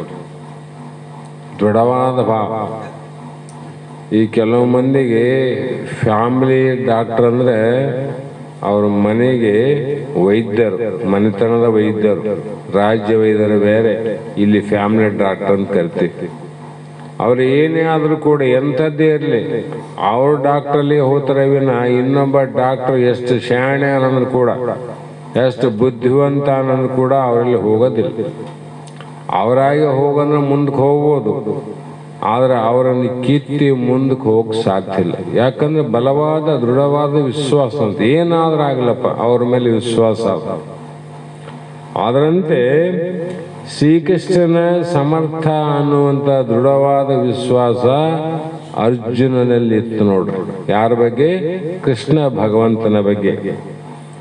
ಅರ್ಥಾತ್ ಇಲ್ಲಿ ಏನು ಹೇಳ್ತದಂದ್ರೆ, ಮುಮುಕ್ಷುವಿಗೆ ಆತ್ಮ ಸಾಕ್ಷಾತ್ಕಾರದ ಪ್ರಸಂಗದಲ್ಲಿ ಬರತಕ್ಕ ಸಂದೇಹಗಳು, ಸಂಶಯ ಭಾವ, ಅಸಂಭಾವ, ವಿಪರೀತ ಭಾವ, ಇವು ದೊಡ್ಡ ದೊಡ್ಡ ಸಂಶಯಗಳು. ಇವುಗಳನ್ನ ಮೂಲದಲ್ಲಿಯೂ ಸಹ ತ್ವದನ್ಯ ಅಂದ್ರೆ ಸರ್ವಜ್ಞನಾಗಿಯೂ ಸರ್ವಶಾಸ್ತ್ರಕರ್ತನಾಗಿಯೂ ಪರಮ ಗುರುವಾಗಿಯೂ ಪರಮ ಕೃಪಾಳವಾಗಿಯೂ ಮತ್ತು ಪರಮೇಶ್ವರನಾಗಿಯೂ ಇರುವಂತ ನಿನಗಿಂತ ಭಿನ್ನನಾದ ದೇವತೆಗಳು ಎಲ್ಲರೂ, ಋಷಿಗಳು ಎಲ್ಲರೂ ಅನೀಶ್ವರರು ಆದುದರಿಂದ ಅವರಾರು ಸರ್ವಜ್ಞರಲ್ಲ. ಕೃಷ್ಣನ ಭಾವ. ವಿರಾಟ ಭಗವಂತನು ಸಮಸ್ತ ಸ್ಥೂಲ ದೇಹಗಳನ್ನು ಮಾತ್ರ ಅರಿಯಬಲ್ಲನು. ಸಮಸ್ಯೆ ಲಿಂಗ ದೇಹ ಕಾರಣ ದೇಹಗಳ ವಿಷಯಗಳು ಅವನಿಗೆ ತಿಳಿಯದು. ಯಾರಿಗೆ ಉಳಿದವ್ರು ಯಾರಿಗೆ ತಿಳಿದಿಲ್ಲ. ಹಿರಣ್ಯ ಗರ್ಭನು ಸಮಷ್ಟಿಯ ಸ್ಥೂಲ ದೇಹಗಳನ್ನ ಸಮಷ್ಟಿ ಸೂಕ್ಷ್ಮ ದೇಹಗಳನ್ನು ತಿಳಿಯವಲ್ಲನು. ನಿನಗೆ ಅರ್ಥ ಆಗ್ತದಪ್ಪ. ಅದಕ್ಕೆ ನೀನು ಪೂರ್ಣನು ಅಂದ್ರೆ ಎಲ್ಲವನ್ನ ಬಲ್ಲ. ಪೂರ್ಣ ಅಂದ್ರೆ ಏನು ಅಂದ್ರೆ ಎಲ್ಲವನ್ನ ತಿಳಿದವನಂತ. ಇಂಥದ್ದು ಅವನಿಗೆ ಗೊತ್ತಿಲ್ಲ ಅಪೂರ್ಣ. ಯಾವುದ್ರಾಗ ಅಪೂರ್ಣ ಅಂತಲ್ಲ, ಎಲ್ಲ ಪೂರ್ಣ. ಎಲ್ಲದರಲ್ಲಿ ಯಾರ ವೈದ್ಯರು ಯಾರ ದೇಹದ ಎಲ್ಲದಕ್ಕೂ ಪೂರ್ಣ ಜ್ಞಾನ ಅವರಿಗಿಲ್ಲ. ಅದಕ್ಕಾಗಿ ಹಲ್ಲಿಗೊಬ್ಬ, ಕಿವಿಗೊಬ್ಬ, ಕಣ್ಣಿಗೊಬ್ಬ, ಕಾಲಿಗೊಬ್ಬ, ನರಗಳಿಗೊಬ್ಬ, ತಲೆಗೊಬ್ಬ, ಬೆರಳಿಗೊಬ್ಬ. ಯಾಕೆ ಇಷ್ಟು ಮಂದಿ ಯಾರಂದ್ರೆ ಪೂರ್ಣ ದೇಹದ ಅನುಭವ ಅವರಿಗೆ ಯಾರು ಇಲ್ಲ ಅಂತ. ಒಂದೊಂದರ ಅನುಭವ ಆದ, ಪೂರ್ಣ ಇಲ್ಲಲ್ಲ. ಅದು ಪೂರ್ಣ ವೈದ್ಯರಂತಾರೇನು? ಹಾಗೆ ಅರ್ಜುನನು ತನಗೆ ಜ್ಞಾನ ಉಪದೇಶವನ್ನು ಮಾಡುವ ಶ್ರೀಕೃಷ್ಣನ ವಿಷಯದಲ್ಲಿ ಅನನ್ಯವಾದ ಭಕ್ತಿ ಭಾವವನ್ನ, ಸಂಪೂರ್ಣ ವಿಶ್ವಾಸವನ್ನ ಪ್ರದರ್ಶನ ಮಾಡ್ತದೆ. ಒಂದು ದಿನ ಕೂಡ ಗುರುಗಳ ಬಗ್ಗೆ ಅವರಲ್ಲಿ ಕಿಂಚಿತ್ತು ಸಂಶಯ ಮಾಡಲಿಲ್ಲ ನೋಡ್ರಿ. ಕೂದಲು ಎಳೆಷ್ಟು ಸಂಶಯ ಬರಲ್ಲ. ಯಾಕೆ ಬಂದಿಲ್ಲ ಅಂದ್ರೆ ಅವನ ಭಾವನೆ ಹಂಗಿತ್ತು ಅಂತ. ಅವನ ಭಾವನೆ ಹಂಗಾದ. ಒಂದು ಸಲ ದೃಢ ವಿಶ್ವಾಸ ಮಾಡಿದ ಮೇಲೆ ಮತ್ತೆ ಎಂದಿಗೂ ಬೇರೆ ಬೇರೆ ಪ್ರಪಂಚದಲ್ಲಿ ಅವಿಶ್ವಾಸ ಬರಲಿ. ಇವತ್ತಿದ್ದ ವಿಶ್ವಾಸ ನಾಳೆ ಕೆಡಲಿ, ನಾಳೆ ಕೆಟ್ಟದ್ದು ಮತ್ತೊಂದು ದಿವಸ ಕೂಡ್ಲಿ, ಅದೇನು ದೊಡ್ಡದಲ್ಲ, ಎಲ್ಲ ನಶ್ವರವಾದದ್ದು. ಆದರೆ ಗುರುಗಳಲ್ಲಿ ಮಾತ್ರ, ಯಾವ ಗುರುಗಳಲ್ಲಿ? ಇಂಥ ಸಮರ್ಥ ಗುರುಗಳಲ್ಲಿ ಅಂತ ಹೇಳ್ತಾರೆ ಅವರು. ಇಲ್ಲಂದ್ರೆ ಮತ್ತೆ ನೀವೇ ಹೇಳ್ತಾರಲ್ರಿ, ಮತ್ತೆ ಆ ಗುರುಗಳೆಲ್ಲ ಸಂಶಯ ಮಾಡಬಾರದು. ಯಾವ ಗುರುಗಳಲ್ಲಿ ಮಾಡಬಾರ್ದು ಅದನ್ನ ತಿಳ್ಕೊ. ಎಲ್ಲ ಗುರುಗಳಲ್ಲಿ ಹೇಳಿರನ್ನ ಅವರು. ಅಂಥ ಪರಮೇಶ್ವರನ ಸ್ವರೂಪನಾಗಿ, ಪರಮ ಸದ್ಗುರನಾಗಿ, ಸೋಜ್ದೆಯ ಬ್ರಹ್ಮನಿಷ್ಠನಾದಂಥ ಸಾಕ್ಷಾತ್ ಭರ್ಗೋ ನರಾಕೃತಿ ತಾಳಿದಂಥ ಆ ಭಗವಂತನನ್ನ ಗುರುವಾಕ್ಯದಿಂದ ನಿಜಗೊಂಡು ಹೇಳಿದಂತೆ ಅಧಿಕ ಸುದೆ ಉಂಟೆ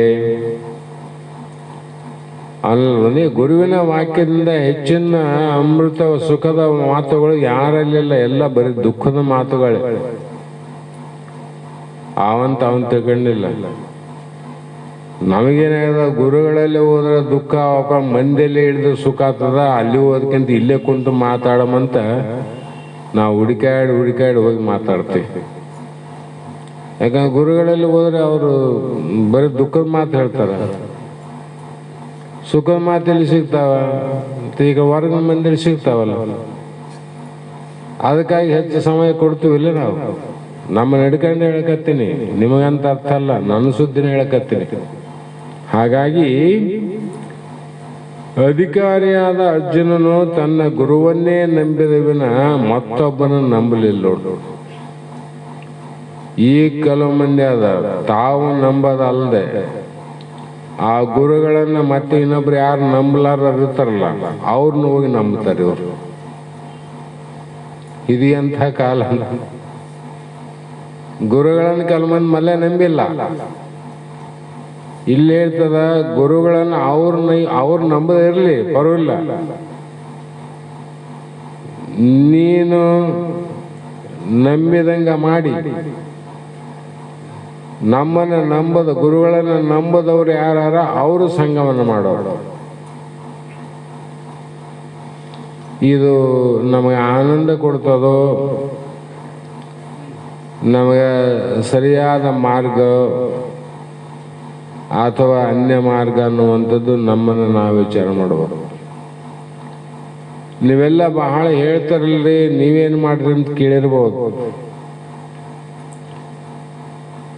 ಯಾವತ್ತು ಸದ್ಗುರು ಸಿದ್ಧಲಿಂಗಪ್ಪ ತಾತನವರನ್ನ, ಬಸವಾನಂದ ಮಹಾತ್ಮರನ್ನ ನಾ ಜೀವನದಲ್ಲಿ ಇವರೇ ನನ್ನ ದೇವರು, ಇವರೇ ನನ್ನ ಗುರುಗಳು ಅಂತ ನಂಬಿದ ಮೇಲೆ ಒಂದು ದಿನವೂ ಕೂಡ ಇನ್ನೊಬ್ಬ ಗುರುಗಳ ಮಾತಿಗೆ ಇವರ ಮಾತಿನಂತೆ ನಾವು ಮಹತ್ವವನ್ನು ಎಂದುಕೊಳ್ಳಲಿಲ್ಲ. ಎಂದಕ್ಕೂ ಜೀವನದಲ್ಲಿ ಕೊಡಲಿಲ್ಲ. ಅವ್ರ ದೇಹ ಬಿಟ್ಟಾರ. ನೀವು ಎಲ್ಲ ಏನು ಮರಿ ನಿಂತು ಕೇಳಿದವರಲ್ಲ, ಗೋಡೆ ಹಿಂದೆ ಕುಂತು ಕೇಳಿದವರಲ್ಲ, ಇಲ್ಲೇ ಕುಂತು ಕೇಳಿರಿ. ನಾವು ಮಾಡುವುದನ್ನ, ನಾವು ಕೇಳುವುದನ್ನ ನೀವು ಕಣ್ಣಾರ ಕಂಡಿರಿ. ಬರಲಿಲ್ಲ, ನಮ್ಗೆ ಆ ಭಾವನೆ ಬರಲಿಲ್ಲ. ಇವತ್ತಿಗಾದ್ರೂ ಕೂಡ ಅವ್ರನ್ನ ಬಿಟ್ಟು ನಮಗೆ ಬೇರೆ ಯಾರಿಲ್ಲ ಅಂತ ನಿಶ್ಚಯ ಅದ. ಯಾರೂ ಇಲ್ಲ. ನಮ್ಮ ಗುರುಗಳು ಹೇಗಿದ್ರು ಅಂದರೆ, ಒಂದು ಸಲ ಸಣ್ಣ ಸಣ್ಣ ವಿಷಯದಲ್ಲಿ ತಪ್ಪು, ಸಣ್ಣ ಸಣ್ಣ ತಿಳಿಲಾರ್ದ ಅಜ್ಞಾನಿಗಳು ತಪ್ಪು ಮಾಡಿದಂಥ ಶಿಷ್ಯರ ಪಟ್ಟಿ ಆದ. ಅವರೇ ಹೇಳ್ಯಾರ, ನಿಮ್ಗೆ ಹೇಳಿರಿಲ್ಲ. ಅವರು ಒಂದು ದಿನ ಆದರೂ ಕೂಡ ತಿರುಗಿ ಕಣ್ಣೆತ್ತಿ ನೋಡ್ಲಿಲ್ಲ, ಬಾಯಲ್ಲಿ ಎರಡು ಮಾತಾಡಲಿಲ್ಲ. ಅವ್ರಿಗೆ ಅದನ್ನ ನೋಡಿ ಏನ್ ಕಲಿಬೇಕಾಗಿಲ್ಲ ನಾವೇನು ಅವ್ರು ನಮ್ಗೆ ಹೇಳಕತ್ತಾರ. ಕೃಷ್ಣಂದು ಅರ್ಜುನ್ದು ಸಖ್ಯತೆ ಹೇಗಿತ್ತು ಅನ್ನೋದ ಕಾರಣ ಏನದ? ನೀವು ಅದೇ ಪ್ರಕಾರ ಹೋದರೆ ಆ ಸದ್ಗತಿ ಆಗ್ತದ, ಇಲ್ಲವೇ ದುರ್ಗತಿ ಅಂತ ನೀವು ನಂಬರಿ ಅಂತ. ಹಾಗಾಗಿ ಇಲ್ಲಿ ಮುಂದೆ ಹೇಳ್ತಾರವರು, ತನ್ನನ್ನು ಸದ್ಗುರುವಿನ ಚರಣಗಳಲ್ಲಿ ಸಮರ್ಪಿಸಿಕೊಂಡು ಪ್ರತಿ ಶಿಷ್ಯನು ಇದೇ ರೀತಿ ತನ್ನನ್ನು ಉದ್ಧಾರ ಮಾಡುವ ಸದ್ಗುರುವಿನ ವಿಷಯದಲ್ಲಿ ಪೂರ್ಣ ಶ್ರದ್ಧೆಯನ್ನ ಇಟ್ಟು ಸಂದೇಹ ನಿವಾರಣೆಗಾಗಿ ಪ್ರಶ್ನೆ ಮಾಡಬೇಕು ಅಂತ ಹೇಳಿದ್ರು. ಯಾರೇ ನಿಮ್ಮ ಗುರುಗಳಲ್ಲಿ ಸಂದೇಹ ಇಲ್ಲದೆ ಅವ್ರು ನಮಗೆ ಕೆಟ್ಟದ್ದು ಹೇಳ್ತಾರಂತ ಅವ್ರಲ್ಲಿ ಪ್ರಶ್ನೆ ಮಾಡಬಾರ್ದು. ಒಳ್ಳೇದೇ ಹೇಳ್ಬೋದು, ನಮಗಾಗಿ ಹೇಳ್ತಾರಂತ ವಿಚಾರ ಇತ್ತು, ಅದ್ರ ಇಟ್ಕೊಂಡೇ ಪ್ರಶ್ನೆ ಮಾಡ್ಬೇಕು.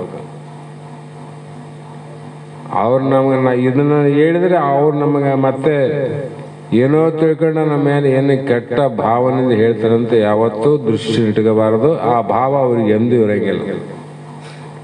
ಯಾಕೆ ಇರಂಗಿಲ್ಲ ಅಂದ್ರೆ, ಒಳ್ಳೆಯದನ್ನೇ ಬಯಸುವರು, ಸಕಲ ಜೀವಾತ್ಮನಿಗೆ ಲೇಸನ ಬಯಸುವರು, ಎಲ್ಲರಿಗೂ ಒಳ್ಳೇದಾಗಲಿ. ಕೆಲವೊಬ್ಬರಿಗೆ ಕೆಟ್ಟದ್ದು ಆಗ್ತದಂದ್ರೆ ಅದು ಕಾರಣಗಳನ್ನು ತಿಳ್ಕೊಂಡು ಸರಿಯಾಗಿ ಹೋಗಬೇಕು ಅನ್ನೋ ಮಾರ್ಗದರ್ಶನ ಮಾಡಬಹುದು ವಿನ ನಿಮಗೆ ಕೆಟ್ಟದಾಗಲ್ಲಪ್ಪ ಅಂತ ಎಂದೂ ಅವರು ಅಪೇಕ್ಷೆ ಮಾಡಂಗಿಲ್ಲ, ಪ್ರಯತ್ನ ಮಾಡಂಗಿಲ್ಲ. ಆದ್ರೆ ನಮ್ಗೆ ಆಗದೇನದು ಹೇಳಿ, ಗುರುಗಳಿಗೆ ಆಗದೇನದು. ಹಾಗಾಗಿ ಮತ್ತು ಪ್ರಶ್ನೆ ಏನ್ ಮಾಡ, ಪರಿಪ್ರಶ್ನೇನ ಸೇವಾಯ, ಅದಂತೂ ಬಿಡೋಣ. ಈ ಕಲಿಯುಗದಲ್ಲಿ ಕರ ಮುಗಿದು ಕೈ ಮುಗಿದು ಅಂತ ಹೇಳಲ್ಲ, ಅದೇ ಸ್ಥಿತಿಗೆ ಬಂದ್ಬಿಟ್ಟದ. ಸೇವೆ ಮಾಡೋದು ಬಿಟ್ಟು ಬಿಡೋಣ. ಇಷ್ಟೇ. ಶಿಷ್ಯನು ಗುರುಗಳನ್ನ ಕುರಿತು ಪ್ರಶ್ನೆ ಮಾಡುವಾಗ ವಿನಯ ವಿಧೇಯತೆಯಿಂದ ಮಾಡಬೇಕು. ಗುರುಗಳ ವಿಷಯದಲ್ಲಿಯೂ ದೇವರ ವಿಷಯದಲ್ಲಿಯೂ ದೊಡ್ಡವರ ವಿಷಯದಲ್ಲಿಯೂ ಜ್ಞಾನಿಗಳ ವಿಷಯದಲ್ಲಿಯೂ ತೋರಿಸುವ ದರ್ಪವು ಮಹಾ ಅನರ್ಥಕಾರಿ. ಅವರೆಲ್ಲ ಯಾರಲ್ಲಿ ತೋರಿಸ್ತಾರ? ಅಹಂಕಾರ. ಜ್ಞಾನಿಗಳಲ್ಲಿ, ಮಹಾತ್ಮರಲ್ಲಿ, ತಿಳಿದವರಲ್ಲೇ ತಮ್ಮ ಅಹಂಕಾರ ತೋರಿಸ್ತಾರೆ ನೋಡ್ರಿ. ಅಂಥವ್ರು ಹೇಳ್ತಾರ, ಅನರ್ಥಕಾರಿ, ನಿನಗೆ ಅನರ್ಥ ಆಗ್ತದ, ಅವ್ರಿಗೆ ಅನರ್ಥ ಆಗದ. ಆಪಸವೇರೆ ನಿನಗೂ ಅದು ಬೇಕಿತ್ತದ ಮಾಡು, ನೀನು ಮಾಡು, ಯಾರು ಬೇಡಂತಾರ. ಹಾಗಾಗಿ ಇಂಥ ಅಹಂಭಾವ ದರ್ಪಗಳು ಇರುವವನು ಗುರುಗಳ ಅನುಗ್ರಹಕ್ಕೆ, ದೈವಾನುಗ್ರಹಕ್ಕೆ ಪಾತ್ರನು ಆಗಲಾರನು. ಪರಮಾತ್ಮನ ಅನುಗ್ರಹನೂ ಆಗೋದಿಲ್ಲ, ಗುರುಗಳ ಅನುಗ್ರಹನೂ ಆಗೋದಿಲ್ಲ. ಇದಕ್ಕೆ ಯಾರ್ರೀ ಅಂದ್ರೆ, ಕೃಷ್ಣ ಭಗವಂತ ಇದ್ದ, ದುರ್ಯೋಧನ ಗತಿ ಏನಾಯಿತು, ಹಿರಣ್ಯ ಕಶ್ಯಪನ ಗತಿ ಏನಾಯಿತು, ರಾವಣ ಗತಿ ಏನಾಯಿತು. ಈ ರೀತಿ ಅಹಂಕಾರವನ್ನು ಪುರಸ್ಕರಿಸಿದ್ದರಿಂದ ಅನರ್ಥಕ್ಕೆ ಗುರಿಯಾದ ನೋಡೋರು. ಆದರೆ ಮಹಾ ಜ್ಞಾನಿಗಳಾದಂಥ ಬಸವೇಶ್ವರ, ಆಂಜನೇಯ ಸ್ವಾಮಿ, ಶ್ರೀರಾಮಕೃಷ್ಣ ಪರಮಹಂಸ ಇತ್ಯಾದಿ ಮಹಾತ್ಮರು ಏನು ಮಾಡಿದರು? ಅಹಂಕಾರವನ್ನು ತಿರಸ್ಕರಿಸಿ ದೈವವನ್ನು ಪುರಸ್ಕರಿಸಿದ್ದರಿಂದ ಅವರು ಲೋಕದಲ್ಲಿ ಪೂಜ್ಯರಾದರು. ಅಹಂಕಾರದಿಂದ ಅವರಂಗಾದರೂ ತಿರಸ್ಕಾರ, ಲೋಕದಿಂದ ತಿರಸ್ಕಾರ, ಇವರೆಲ್ಲ ಪುರಸ್ಕಾರ ಪಡೆದರು. ಯಾವುದರಿಂದ? ಬರೀ ನಿರಹಂಕಾರ. ಹಾಗಾಗಿ ಅದು ಹೆಂಗಿರಬೇಕು? ಮಾತಿನಲ್ಲಿ ನಿರಹಂಕಾರ, ವಾಣಿಯಲ್ಲಿ ನಿರಹಂಕಾರ, ಮನದಲ್ಲಿ ಅಹಂಕಾರ. ಮಾತಿನಲ್ಲಿ ನಿರಹಂಕಾರಿಗಳು, ಏನು ಸ್ವಲ್ಪ ಆದ್ರೆ ಅಹಂಕಾರ ಇಲ್ಲೇನಪ್ಪ ಇವ್ರಂಗೆ ಇರ್ತಾರೆ, ಮನಸ್ಸಿನೊಳಗೆ ತುಂಬಿಕೊಂಡಿರ್ತಾರೆ. ಇಂಥವ್ರಿಗೆ ಆಗ್ತದೇನೆಂದ್ರೆ ಇದಕ್ಕಿಂತ ಡೇಂಜರ್ ಅದು. ಬಾಯಿ ಬಿಚ್ಚಿ ಮಾತಾಡಿ ಹೊರಗೆ ಹಾಕಿದ್ರೆ ಸಮಾಧಾನ ಆಗ್ತದೆ. ಒಳಗಿದ್ದು ಗುಪ್ತ ರೋಗ ಅಂತ. ಗುಪ್ತ ರೋಗ ಅಂದ್ರೆ ಅವು ತಿಳಿಲಾರ್ದಂಗೆ ಒಂದೊಂದು ಇಂದ್ರಿಯಾದಿಗಳನ್ನ ನಾಶ ಮಾಡ್ಕೊಂಡು ಕೊಲ್ಲೇ ಬಿಡ್ತಾವೆ. ಗೊತ್ತಾಗೋದಿಲ್ಲ ನಮಗೆ, ಗೊತ್ತಾಗಲ್ಲ ನಾಶ ಮಾಡ್ತಾವ. ಗೊತ್ತಾಗಿ ನಾಶ ಮಾಡೋ ಬೇರೆ. ಗೊತ್ತಾದ್ರೆ ಏನಾದರೂ ನಾವು ಪ್ರಯತ್ನ ಮಾಡಬಹುದು ಪರಿಹಾರಕ್ಕೆ. ಗೊತ್ತಾಗಲಾರ್ದ ಕೊಲ್ತಾವಂದ್ರೆ ಆ ಪ್ರಯತ್ನ ಹೆಂಗೆ ಮಾಡ್ತಾರೆ? ಅದು ಪ್ರಯತ್ನವಿಲ್ಲ. ಆ ಕಾರಣದಿಂದ ಇಲ್ಲಿ ಗುರುಗಳ ಎದುರಿಗೆ ಅಹಂಕಾರ ಸರಿಯಾದದ್ದಲ್ಲ. ಎಲ್ಲಿ ಅಂದ್ರೆ ಮನಸ್ಸಿನಲ್ಲಿ, ಶರೀರದಲ್ಲಿ ಅಲ್ಲಿ ಹೇಳಕತ್ತಿಲ್ಲ. ಮನಸ್ಸಿನಲ್ಲಿ ಅಹಂಕಾರ ಇರಬಾರದು. ಅದಕ್ಕೆ ವಿಧೇಯ ವಿನತೆಯಿಂದ ಕೂಡಿರಬೇಕು ಅಂತ ಇಲ್ಲಿ ಮಹಾತ್ಮರು ಉಪದೇಶವನ್ನು ಮಾಡ್ತಾ ಬಂದರು. ಇಲ್ಲಿಗೆ ಸಮಯ ಆಗ್ಯದ. ನಾಳೆ ದಿನ ಮತ್ತೆ ಮುಂದುವರಿಸೋಣ ಅನ್ನುವಂಥ ಮಾತನ್ನು ಹೇಳ್ತಾ ಇವತ್ತಿನ ಶಾಸ್ತ್ರದ ವಾಕ್ಪುಷ್ಪಗಳನ್ನು ಗುರುಪಾದಕ್ಕೆ ಸಮರ್ಪಿಸಿ ನಾವು ನೀವು ಧನ್ಯರಾಗೋಣ. ಮಂಗಲವನ್ನು ಹೇಳಿ.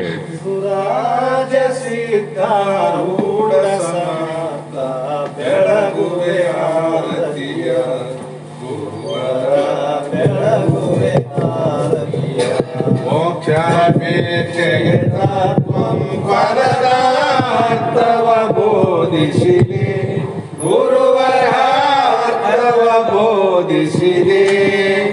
ಮೋಕ್ಷವಾಹನ ಶಂಕರ ನಾಮ ಉಚಾರವ ಮಾಡಿಸಿದೆ, ಗುರುವರ ಉಚಾರವ ಮಾಡಿಸಿದೆ. ಶ್ಯಾಮಧಾಮ ಶ್ರೀರಾಮ ಅವಿನ್ನ ಶಂಕರ ನೀನಿರುವೆ, ಗುರುವರ ಶಂಕರ ನೀನಿರುವೆ. ಕಾಮ ಕ್ರೋಧವ ನಾಶಿಸಿ ಜಗದೋಳು ಶಾಂತಿಯ ಬೀರಿದೆ, ಗುರುವರ ಶಾಂತಿಯ ಬೀರಿದೆ. ಚರಣ ಭಜಕರ ದುರಿತ ತುಂಬವ ತ್ವರಿತದಿ ನಾಶಿಸಿದೆ, ಗುರುವರ ತ್ವರಿತದಿ ನಾಶಿಸಿದೆ. ವರ ಭ್ರೂಲತಾಪುರ ದೈವದಿಂದಲೇ ನಿರುತದಿ ವಾಸಿಸಿದೆ, ಗುರುವರ ಹರುಷದಿ ವಾಸಿಸಿದೆ. ಗುರುರಾಜ್ಯ ಸಿದ್ಧ ರೂಢ ಸಮರ್ಥ ಬೆಳಗುವೆ ಆರತಿಯ, ಗುರುವರ ಬೆಳಗುವೆ ಆರತಿಯ. ಹರ ಓಂ ಚೈತನ್ಯಂ ಶಾಶ್ವತಂ ಶಾಂತಂ ಯೋಗಾತೀತಂ ನಿರಂಜನಂ ನಾದಬಿಂದುಕಾತೀತಂ ತಸ್ಮೈ ಶ್ರೀ ಗುರವೇ ನಮಃ. ಶ್ರೀಮದ್ ಜಗದ್ಗುರು ಸಿದ್ಧಾರೂಢ ಮಹಾರಾಜ್ ಕಿ ಜೈ. ಶ್ರೀ ಸದ್ಗುರು ಶಿವಪುತ್ರ ಮಹಾರಾಜ್ ಕಿ ಜೈ. ಶ್ರೀ ಸದ್ಗುರು ಸದಾನಂದ ಮಹಾರಾಜ್ ಕಿ ಜೈ. ಶ್ರೀ ಸದ್ಗುರು ಅಭಿನವ ಮಹಾರಾಜ್ ಕಿ ಜೈ. सकल साधु संत महाराज की जय. जय मंगलम जय नमः पार्वतीश्वर रमः.